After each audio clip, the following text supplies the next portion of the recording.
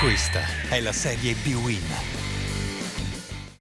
È il 56esimo derby tra Padova e Verona, un derby con molti ex, con molti motivi di rivalsa, con qualche motivo anche di attrito se pensiamo alla sfida dello scorso anno, finita 2-2 con botta e risposta tra Cutolo e Cacia e Mandorlini espulso per protesta.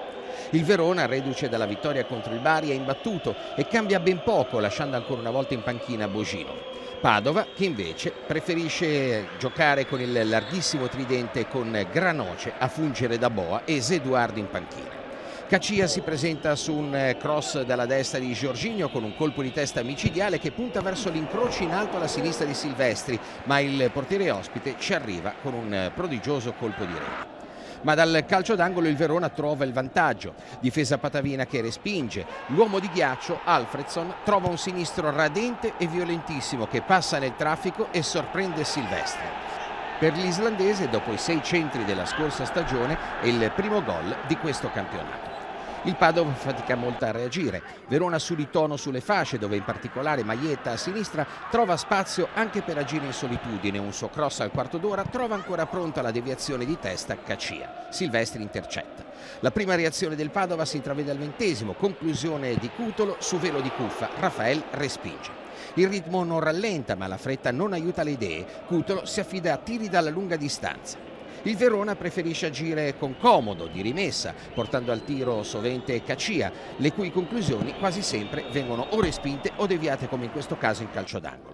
Verona che con il passare dei minuti diventa anche troppo attendista e il Padova giustamente lo punisce. Splendida incursione sulla sinistra di Renzetti che penetra sul fondo e mette al centro un pallone da manuale che Farias, dall'altezza del dischetto del rigore, controlla e conclude in modo angolatissimo con un destro davvero perfetto. Un gran gol per combinazione e precisione di tiro.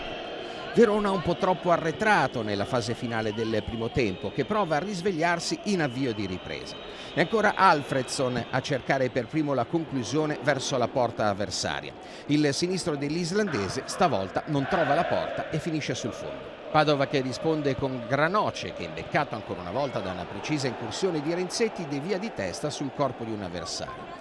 Sono sempre i padroni di casa a mantenere un po' di pressione sulla difesa avversaria. Il lancio di Piccioni trova Granoce a giocare di sponda per la conclusione di Farias, palla deviata sul fondo. È Carrozza a cercare di rompere il break con un paio di spunti efficaci sulla sinistra. Qui il suo tiro finisce sul fondo. Con il passare dei minuti la stanchezza prende il sopravvento anche sul ritmo, le idee si fanno più sporadiche, si arricchisce il campionario di tiri dalla distanza, quello di Viviani viene facilmente neutralizzato da Rafael, mentre nel Verona è sempre Cacia a rendersi pericolosissimo. Gli basta poco spazio e un lampo per controllare il pallone e calciare con grande precisione dai 20 metri. Silvestri ci arriva con la punta delle dita e mette in angolo. All'ultimo sussulto del Verona, un bel cross di Abate che ancora una volta trova Cacia pronto a colpire di testa mettendo la palla tra le braccia di Silvestri, il Padova risponde con la mazza ferrata.